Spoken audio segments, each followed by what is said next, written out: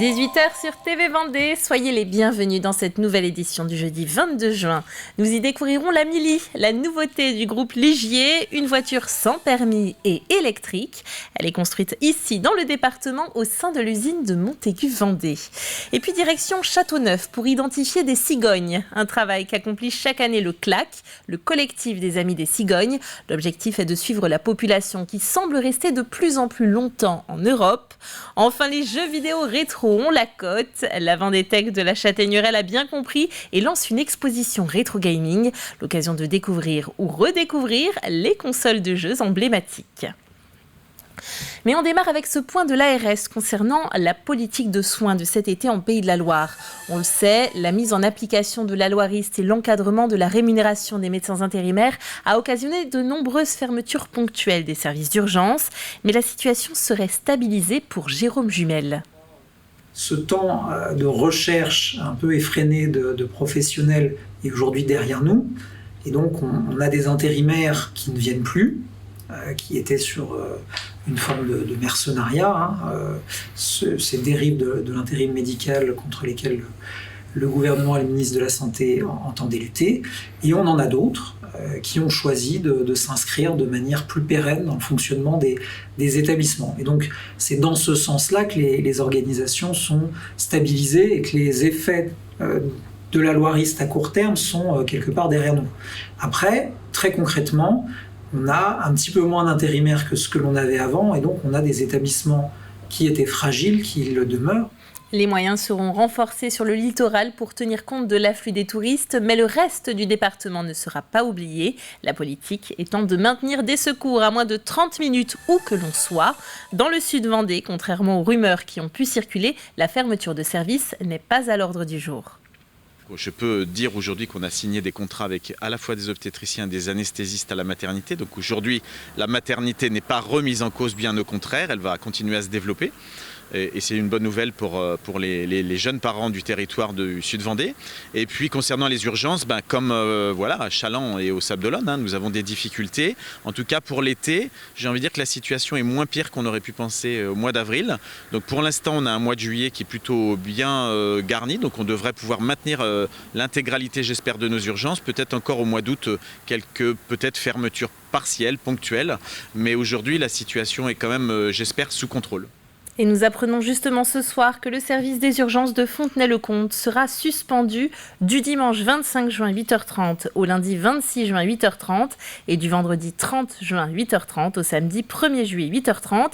Comme toujours, du personnel infirmier et aide-soignant accueillera les éventuels patients qui se présenteront. Le leader européen des voitures sans permis, le groupe Ligier, se lance dans l'électrique. Baptisé Mili, ce nouveau véhicule est construit dans le Nord Vendée à Montaigu-Vendée. Il rassemble les dernières innovations du constructeur. Grégoire de Châtillon l'a testé pour nous. Ce n'est pas une Formule 1, mais c'est une Ligier made in Vendée. Ces voiturettes électriques font leur dernier galop d'essai autour du site de production vendéen. Ce véhicule sans permis, bridé à 45 km/h, il a fallu lui trouver un petit nom. Elle s'appelle Maïli. On a choisi Maïli parce que ça faisait sens aussi auprès de notre clientèle. Maïli, ça sonne jeune, Maï Liberté, Maï Ligier. Donc effectivement, on trouvait que ça touchait notre cible principale, qui reste les adolescents. Maïli est accessible dès l'âge de 14 ans. Elle est disponible sur commande depuis le mois dernier. L'un de ses atouts, c'est son autonomie. Jusqu'à 192 km selon son constructeur. 50% de ces voiturettes électriques sont construites dans l'Allier, l'autre moitié à Montaigu-Vendée. On a des batteries qui sont réalisées en France et une grosse partie de nos fournisseurs sont français ou européens. Donc c'est quand même quelque chose d'assez extraordinaire dans le monde que l'on vit aujourd'hui parce que le Made in France est réel chez Ligier et on s'évertue à intégrer un maximum de pièces de nos composants des véhicules en France ou en Europe. Fini le pot de yaourt, la voiturette a du style, on pourrait presque dire qu'elle a tout d'une grande. Aujourd'hui, on a tous les éléments effectivement de confort qu'on retrouve dans une voiture traditionnelle. On a un véhicule, et ça c'est une exclusivité Ligier, qui a la climatisation, qui a la direction assistée, qui a le CarPlay, Android Auto, une tablette tactile 10 pouces. Donc un véhicule qui se modernise. Le luxe, sans se presser, mais pour mieux se garer, vous coûtera jusqu'à 18 000 € pour son haut de gamme. Le groupe Ligier a pour ambition de produire 3000 voiturettes électriques avant la fin de l'année. Dans le Marais Poitevin, du côté de la Tranche-sur-Mer ou dans le nord-ouest Vendée, il n'est pas rare aujourd'hui de croiser des cigognes. Les échassiers vivent une trentaine d'années et migrent de moins en moins vers l'Afrique, les hivers étant de plus en plus doux en Europe. En cette fin juin, l'heure est au bagage des cigognos pour le CLAC, le collectif des Amis des Cigognes à Châteauneuf. Voyez ce reportage signé Agathe Poulet.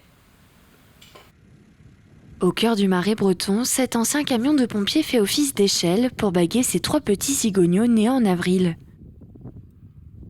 On le fait essentiellement sur des poussins, donc avant l'envol. Donc il faut bien calculer pour qu'on puisse les prendre dans le nid, les descendre pour les baguer avant qu'ils s'envolent. Donc il faut qu'on attende 1 mois quand même qu'elles soient assez grandes. 2 bagues, dont une en aluminium et une en plastique, sont posées au-dessus de l'articulation de la patte de l'oiseau pour pouvoir l'identifier avec un numéro unique et 4 lettres pour connaître son pays d'origine.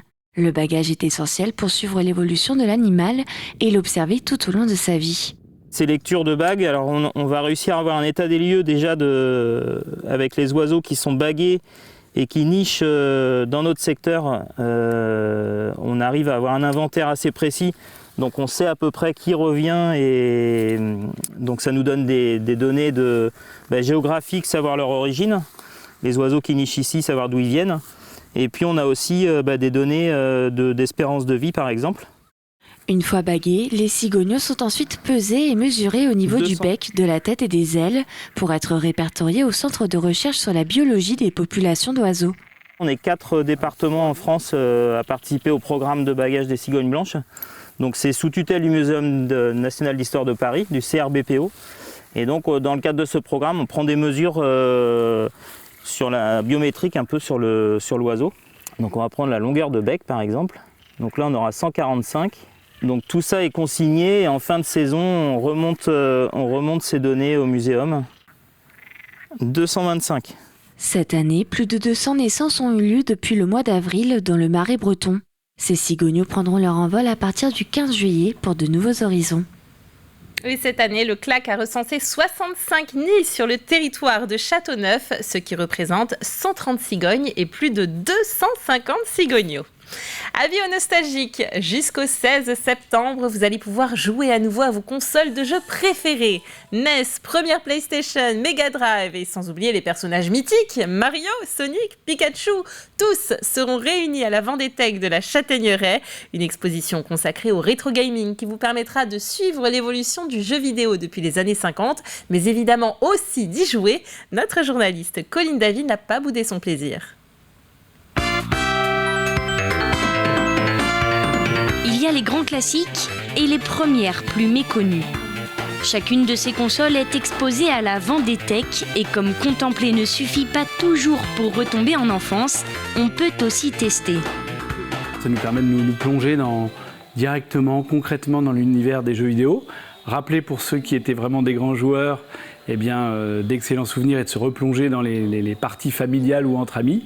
Et puis pour celles et ceux qui sont un petit peu plus éloignés du jeu vidéo, d'appréhender de manière tactile, de manière plus intégrale ce qu'est un jeu vidéo. Pour accompagner cette visite intégrale, des rendez-vous ponctuels sont proposés.